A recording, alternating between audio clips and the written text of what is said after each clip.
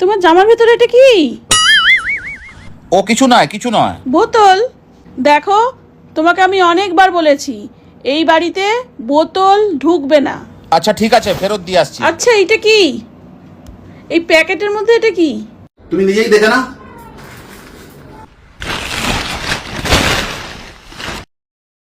নতুন শাড়ি? হ্যাঁ, এটা কোথা থেকে পেলে?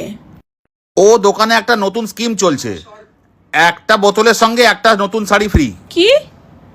আচ্ছা, তুমি একদিনে একটা বোতল শেষ করতে পারবে? চেষ্টা করে দেখতে হবে। তাহলে ঠিক আছে, দোকানে যতদিন এই স্কিমটা চলবে তুমি রোজ একটা করে বোতল বাড়িতে নিয়ে আসবে।